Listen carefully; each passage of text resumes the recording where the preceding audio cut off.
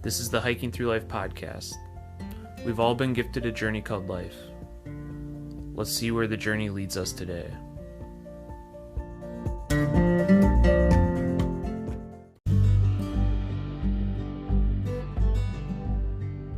Welcome to the Hiking Through Life podcast, where we talk with people who in some way, shape, or form have been influenced by the outdoors. I'm Andy, the producer of this podcast, and my lovely wife Sarah will be your host. Together, we make up Hiking Through Life. This podcast is all about bringing all kinds of people who are inspired by the outdoors and sharing their stories. We hope that by sharing people's stories, it inspires others to get out and live a more meaningful life. Tune in every week for new episodes, or better yet, subscribe to the Hiking Through Life podcast on your favorite podcast provider. If you enjoy this podcast, please share it with others. Also, if you have a story to share or know of anyone who might be interested in being a guest on this podcast, head on over to hikingthroughlife.net/podcast and get in touch with us. If you'd like to support Hiking Through Life, you can go to hikingthroughlife.net/shop.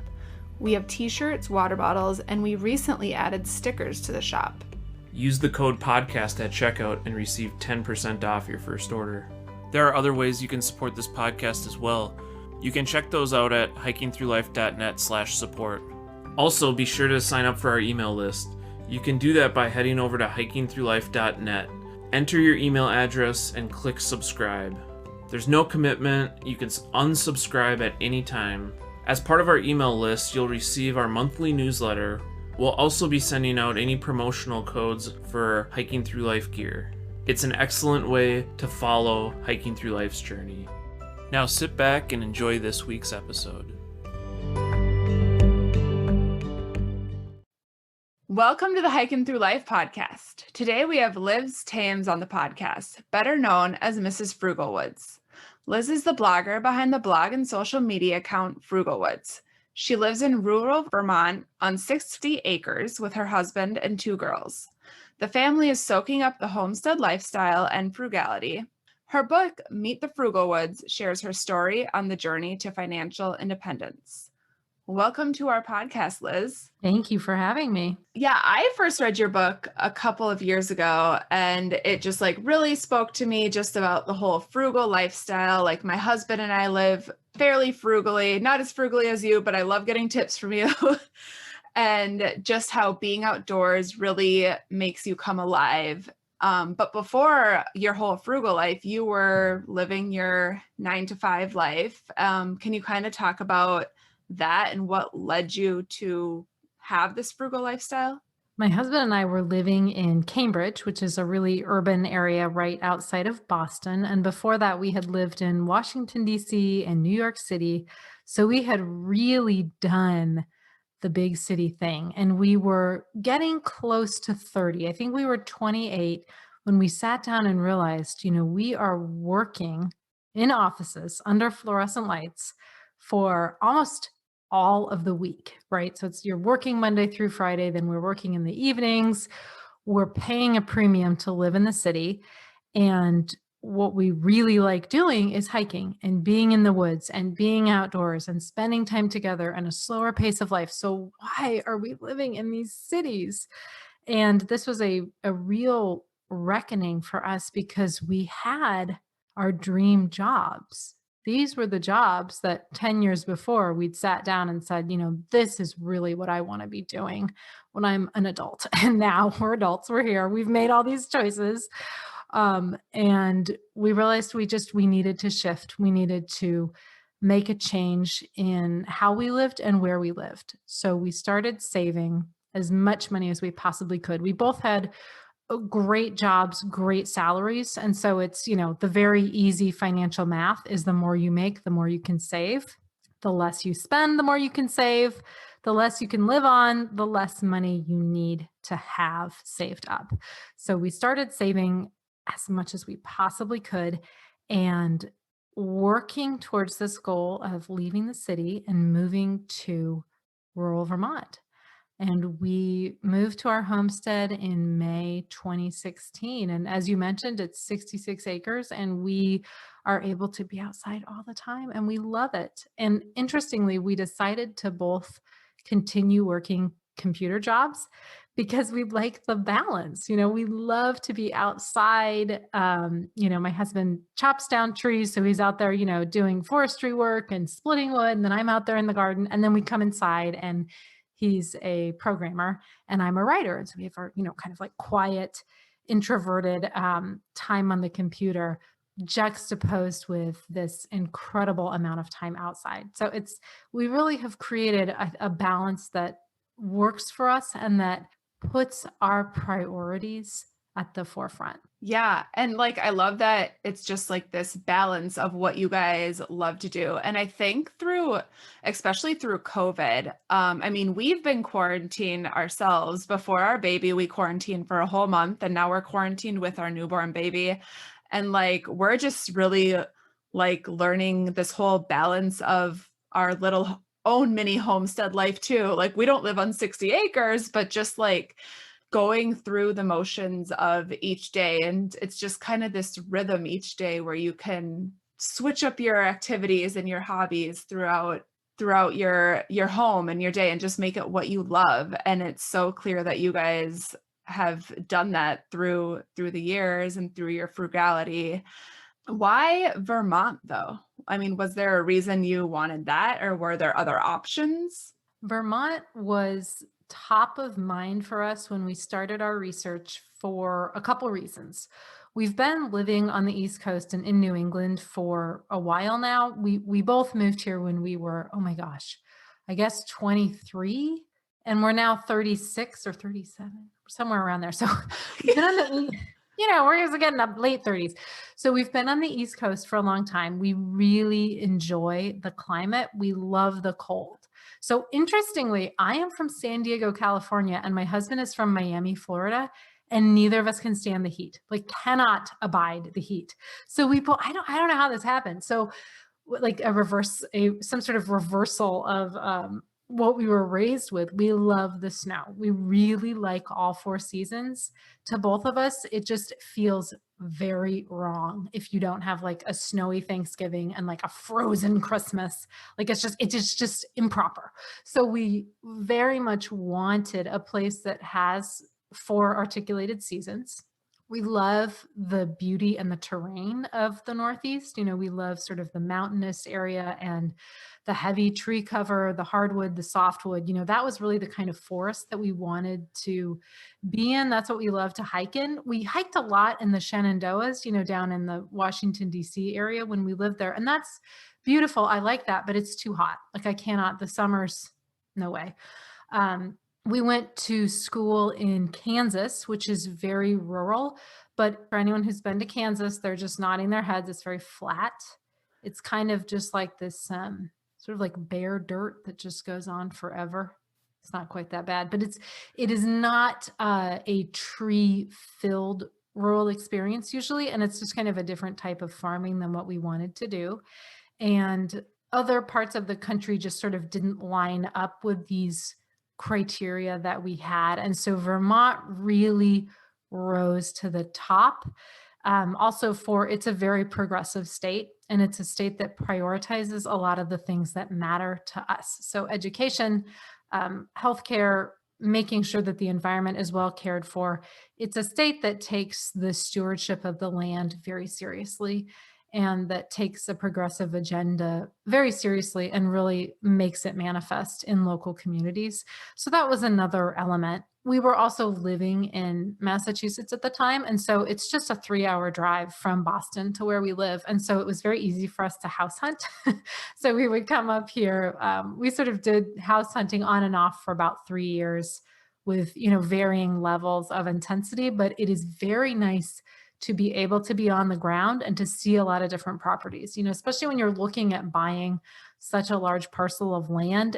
It really helps if you have that list of comparisons in your head, because it's unlike in the city. You can't just go and look at 5 identical farms. Like you can look at 5 identical condos in a day. It just doesn't exist. So that was the proximity to where we were living was another reason. But I'm a huge Vermont evangelist, so I'll try to convince anybody that Vermont is the place to be. Yeah, I've only been there once. Like last summer, we drove through there and spent a couple days there, but I would go back in a heartbeat. I mean, it looks amazing. In the fall, it seems like the fall colors there are to die for. They're like that here in Minnesota too, but we don't have the mountains to look at, unfortunately. But you do have good cold weather. We do. It's actually snowing right now. Is it really? It Oh. is. It snowed this weekend too. And tomorrow it's supposed to be like one of the big snowstorms, they're saying. Oh my goodness, you're ahead of us then, because we just had one little dusting over the weekend and it melted right away. So Yeah, right now it's landing on the ground and melting right away too. But it's been consistent for a couple hours now. But yeah, that's the great thing about Minnesota too. We do have all of the seasons like you guys are talking about. And yeah, I couldn't imagine living in like heat all the time either. it's just not proper. Yeah. So, I mean, for people who don't know what homesteading is, can you kind of explain that term and what your lifestyle is like out there? I think everyone has a different definition of homesteading. So I wouldn't want to say that I am, the one true way to homestead, because what we do is like a very sort of casual part-time situation. I think the first thing to realize, we do not make any money from our quote unquote farm or homestead. And for anybody who's considering that lifestyle, it is very difficult to turn a profit from land. So, you can go niche, you can do a very specific sort of artisanal product, or you can go huge. You can run a huge head of cattle. You can have, thousands of acres, but it's very difficult. People will often say things like, "Oh, well, why don't you sell your vegetables?" Okay, but everybody else in my town does that. Everybody in my town has it. And, the amount that you'd have to charge in order to turn a profit, I'd be trying to sell you like a $20 tomato. So I think, it's something that I always caution people when they hear that I write about money and live on a farm. The farm is a hobby. It's not an easy way to make money. It's not a passive income stream. There are a lot of things that you can do. And most of my friends up here who make money from their land, they do it through diversification. So they have an Airbnb property.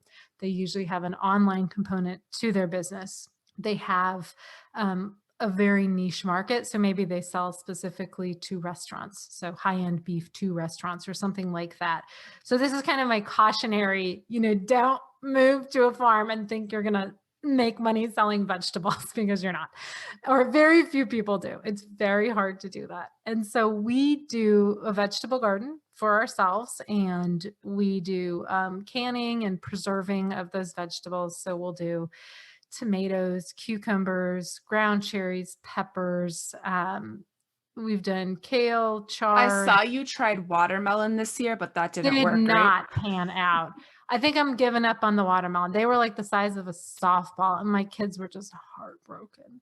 They tasted terrible. But pumpkins worked really well. So every year we kind of try different things. And the pumpkins, I think I'm going to double down on pumpkins, because I want things that like want to grow here versus trying to fight with them because it's cold here. And like, if you don't want to grow here, I'm not planting you.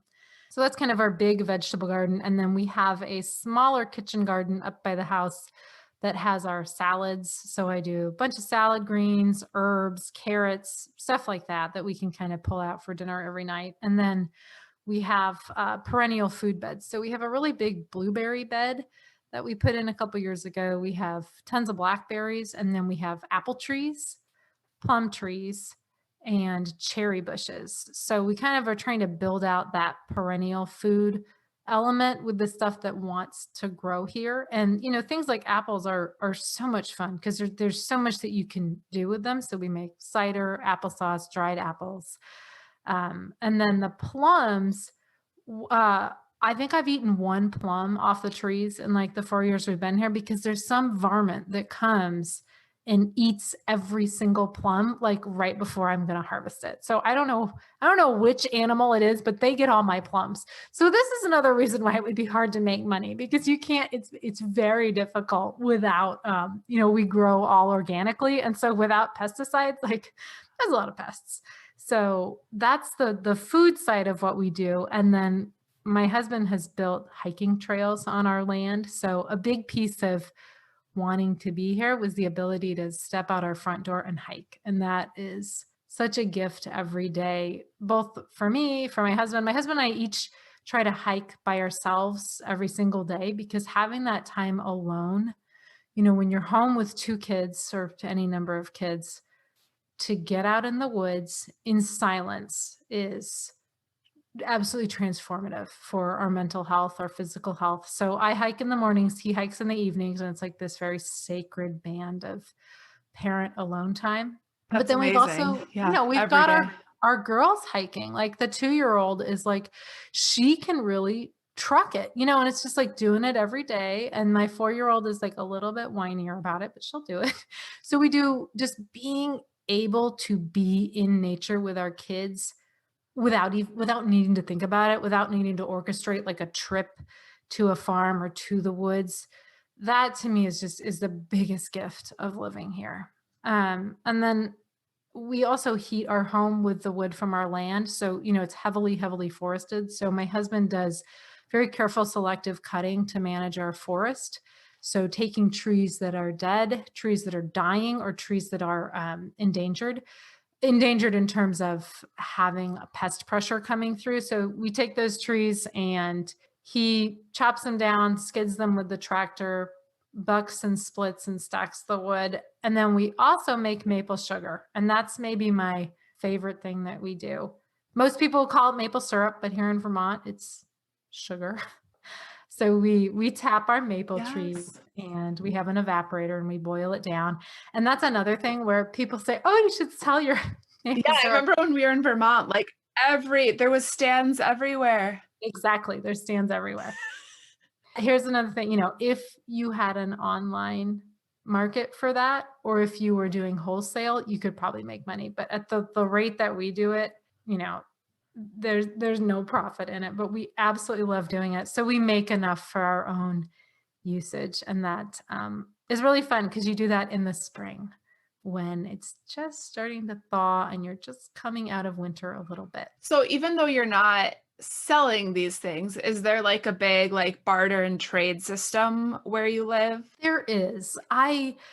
For the most part, don't actually trade the foods that we make, because it takes so much time and energy that each jar of syrup is like gold to us, because it takes, it's like 10 hours per gallon. And that's just on the day of. That doesn't count like tapping the trees, siting the trees, moving the tanks around, getting the evaporator, not to mention we have to harvest all the wood to burn, to boil it down. This is labor of love. This is not, there's no efficiency here. So Yeah, and all the wood, if that's how you heat your house, your husband must be chopping wood every single day. he does it a lot and he loves it, and that's kind of the piece of it, is that if you don't love it, it wouldn't be worth it. So we really enjoy it. But no, I can't give away my syrup, because those are like my children. But we are in a very close-knit community that depends on each other a lot. And I think it's because there's not very many people here, and there are no stores in town, and there are no retail establishments in town. And so, you can drive 45 minutes to go to the store, or you can call your neighbor and say, do you have, I think somebody asked me for an avocado the other day. I was like, you just need one avocado? She's like, yes, I'm making guacamole. I just need one more avocado. I was like, I have that. So knowing that you really can rely on your neighbors, and having intergenerational friendships, having people who in non-pandemic times are happy to watch our kids, and really feeling like we can have an impact on our community is a wonderful aspect of small town rural life. Yeah, and I remember reading or hearing that in your town, you guys do a lot of potlucks for like whether it's like a social gathering or a wedding. But yeah, just being able to have a potluck with that little community is such a gift in itself. You probably know your neighbors pretty well too. Yes. And it's so interesting, because people often ask if it feels isolating to live out here, or if we feel lonely. And it's absolutely not, because we have all these friends that we've been able to build really deep friendships with, because we don't just do fun stuff together. We also work together. So, we helped somebody take a water heater out of somebody else's basement and put it in someone else's basement. We once moved a wood stove up a hill for someone. It's you really come together on projects that need to be done. And I find when you do sort of the hard things together, you build a truer relationship, a deeper relationship. So we feel lucky that we're part of that kind of community. Absolutely. And I know in other podcasts, you've also mentioned how living in a rural area isn't as cheap as someone might necessarily think it is because you have to drive everywhere. And a lot of the times you've written about how you like to grab like free things off the street. Well, when you live in a small town, grabbing free things off the street and off people's driveways might not be as easy to come about. Because I know like my husband and I grab free things off driveways all the time, but we're in a city where that's pretty easy to come about. So what other things make it hard to live in a rural area and be frugal? So actually, we have a really robust free thing economy, which I did not anticipate before I moved here. I was like, oh no, I'm never going to find anything. But I get tons of stuff at the end of driveways. And our town listserv is really great for swapping things for free. And we have a really good garage sale game out here, like pretty incredible because people have barns where they store all this stuff. And then when they want to sell it, they like bring it all out in their field. So we have a good secondhand market. So do not fear the rural secondhand. It is here. So what I mostly find to be more expensive, groceries are actually more expensive here than they were in the city. There is much less competition here. And so the impetus to lower prices is not really there. In Boston, you've got all these different grocery chains that are essentially competing with each other. Whereas out here, you have maybe one or two grocery stores. So they have a much different approach to pricing. And driving is much more a daily reality than it was in the city when we could walk places, we could take public transit. My husband biked to work every day. You're not biking anywhere here. And then if you want to do any kind of homesteading or farming, the equipment startup cost is pretty tremendous. And so we've gotten most of our things used, but even a used chainsaw is a couple $100, for example. And so you kind of need to think through the types of equipment that you're going to need. And you can get some of it used. One thing we found is that people tend to hold on to their equipment. So it's like buying a used plow, for example, took us a lot longer than we thought it would because nobody's selling their plow. Kind of recalibrating your approach to what you think your budget might be was really important because, in the city, you don't need to own that much stuff. We just didn't own them. We didn't even own like a shovel or a rake because we didn't have any land in the city. So it's interesting because, housing on the face of it might look cheaper rurally, but then you have to remember that usually you are solely responsible for your systems. So your septic system, your well, your heating, there's no such thing as like a town sewer out here, right? So, if your well pump goes, you're the one paying for that or you don't have any water.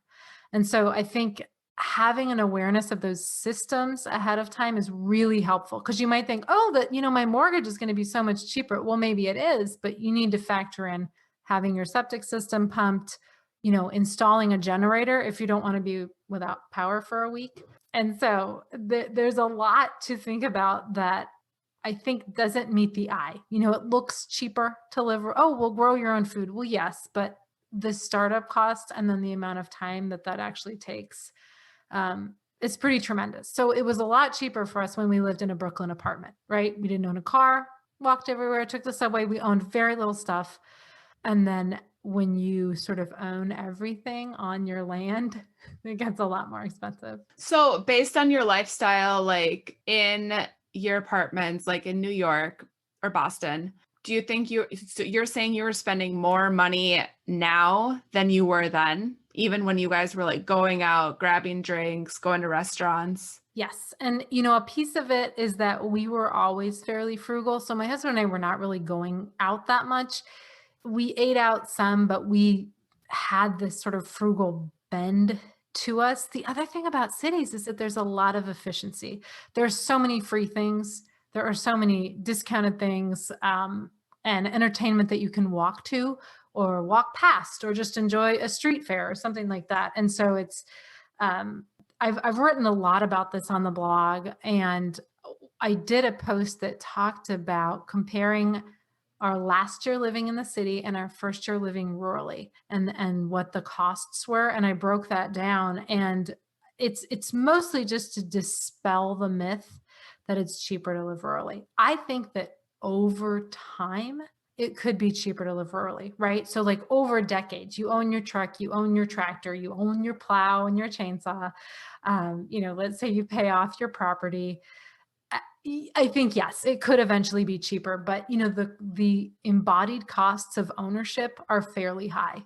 And so, owning a car, for example, it's not just the cost of buying that car, but it's the maintenance, the insurance, the taxes and registration. So keeping that in mind is another crucial piece. Yeah, yeah. All the upkeep of everything and the equipment. I mean, thinking about gardening equipment alone, I mean, I'm sure there's a lot of it that you can find for free too, but gardening equipment alone can add up pretty quickly. And how about your girls? How has like your frugal lifestyle and homesteading lifestyle affected your girls? You seem to let them just be a huge part of gardening and playing, and you guys just get outside a lot. And it's so clear that they're so involved in the lifestyle.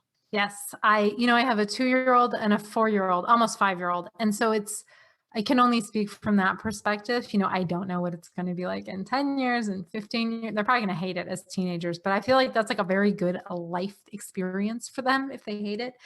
So far, it is bliss. I love raising them out here because they're able to be outside with us all the time. They're able to be in nature. We go on these nature hikes, and I just let them trailblaze through the woods. And they get to choose the path, and then we stop and explore a stream for 25 minutes. We have to pick up every rock, touch all the moss, and I'm just like, I'm gonna die of boredom. But they are able to have the freedom to be immersed in nature anytime they want for as long as they want. And I just feel it's a profound gift. They are able to play outside alone in our yard because of the layout. I can see them from the house, and they have so much more freedom and responsibility here than I would ever be able to give them in the city. So, they take out the compost bucket, they weed the garden, they harvest the tomatoes. They also like pull the plant right out of the ground. But I'm able to let them do so much more because we have the time and the space. And so a lot of frugality for me is deciding if I'm using my time and my money for my highest and best priorities. So people hear frugality and think, oh, this is about saving money. This is about being cheap. But for me, it's about having a values-based spending mindset, spending money, spending time on only what matters the most to you. Because when you have kids, you don't have a whole lot of time. And what my husband and I have done is really pare down our daily routine, pare down our lifestyle to only include the things that are most important to us. And there's a lot that we don't do. So you've been chasing me by email for months because I'm very slow on email because I don't spend a lot of time on my computer, right? And so making these conscious choices every day to really like fail at some stuff like email in order to allow us to hike every day, to be outside with our kids every day. And so that was a big mindset reversal when we moved here from the city. We really wanted to let go of that rat race mentality and move into this slower, more intentional pace of life. And it's been wonderful so far for our kids. They're not hurried, they're not rushed. We're not trying to hustle them along to the next activity because the next activity is just walking over to that mountain of dirt over there so that they can dig in it, and really letting them kind of guide the experiences that they want to have. And my 4.5-year-old now stacks wood. She goes out there, gets the wood out of the tractor bucket and stacks it with my husband. And, we're not forcing her to do these chores, but they want to be parts of community. Little kids, they just want so badly to do real jobs. This as a teacher.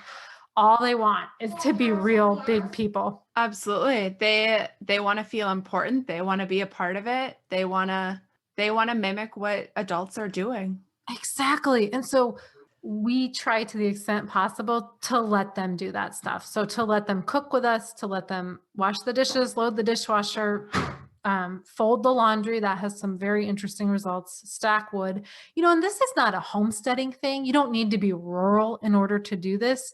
For us, it's much more letting go of a lot of the city pressure and city expectation that we carried around with us of all the things that we should do, and finding a way to do the things we want to do. And I think, and the pandemic has been tough for us because we did have school and childcare part-time before the pandemic.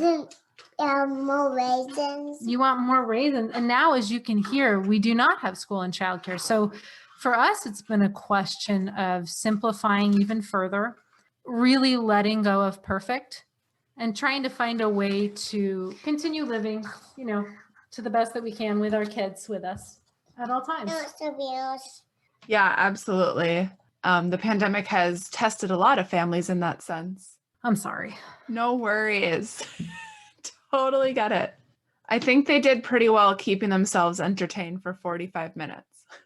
I know I haven't seen my 4.5-year-old. She's fine. She's like, no problem. Right.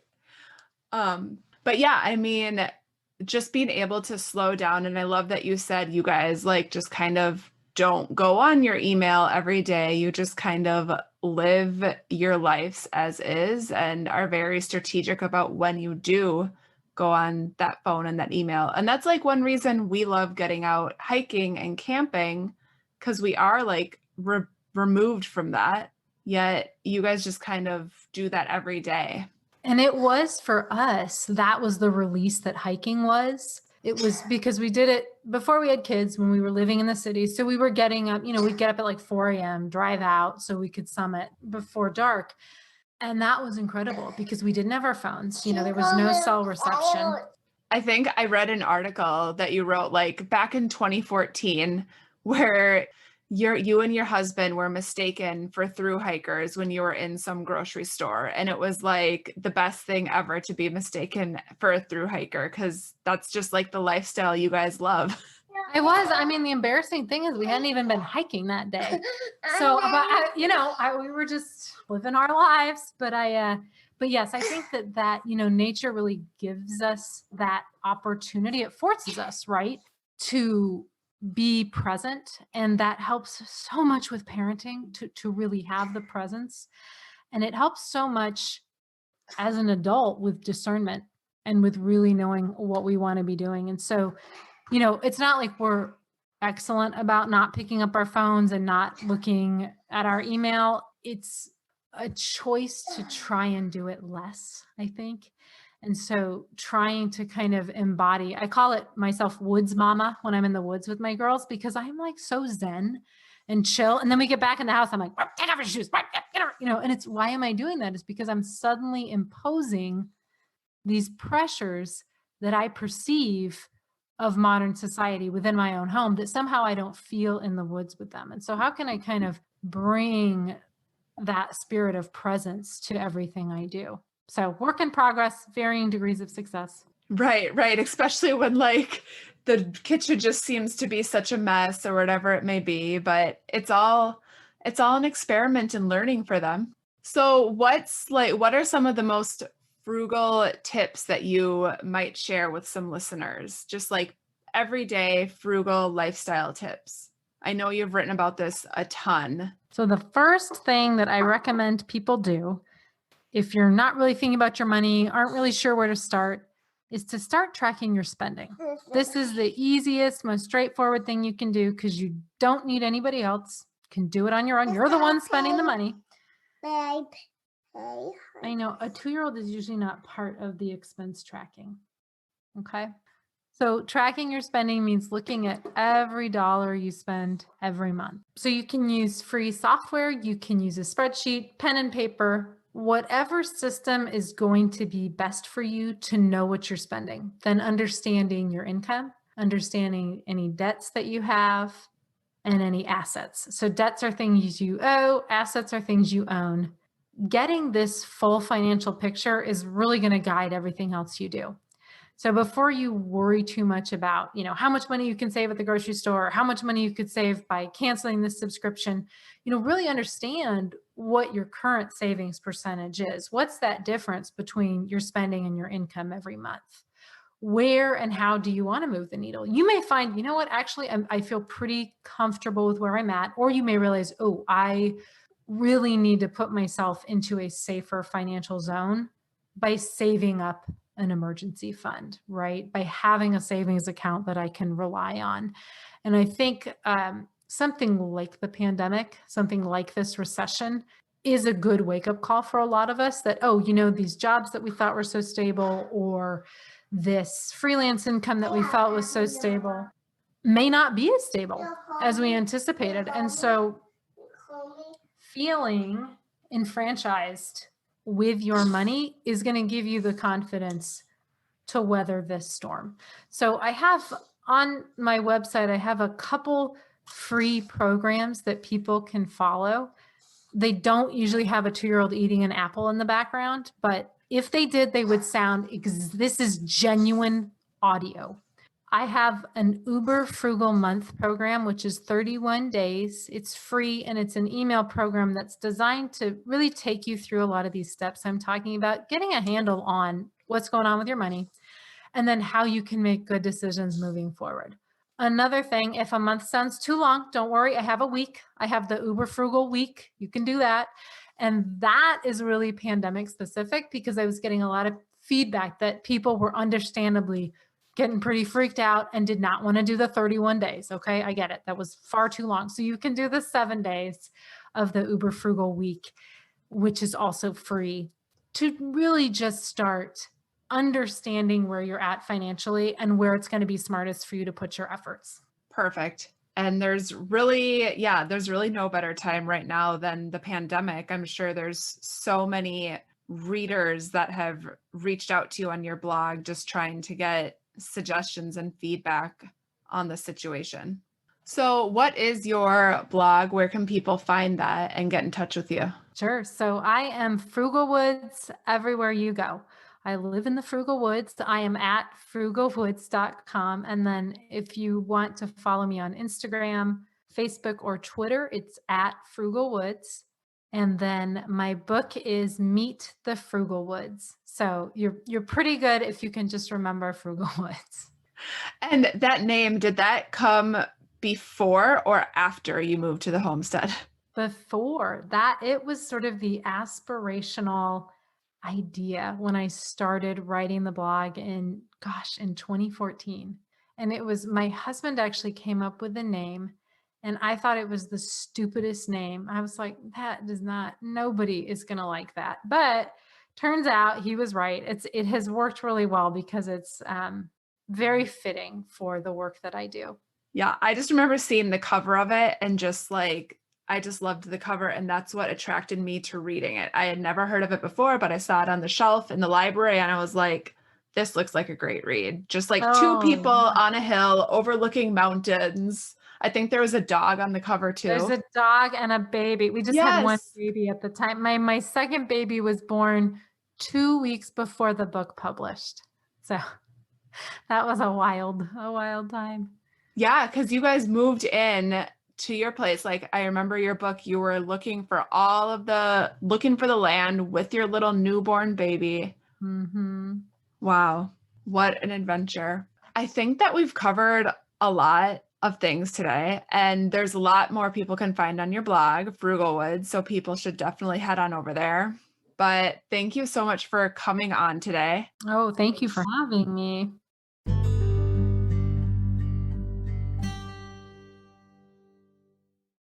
We've loved doing this podcasting journey. We love bringing awesome guests on. We love seeing that people are listening. And we're really, really grateful that this is hopefully inspiring other people to get outdoors. Yeah, and as part of our mission at Hiking Through Life, we really want to help support others in continuing their journey or starting their journey into the outdoors. So as part of that, we have plans for future episodes to address some listener feedback. So if you have questions about backpacking, hiking, adventuring outdoors, let us know. Email hikingthroughlife@gmail.com and submit us your question or topic, and we'll possibly address it in a future episode.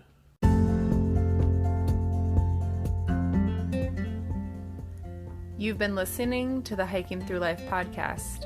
Peace, love, and hike through life.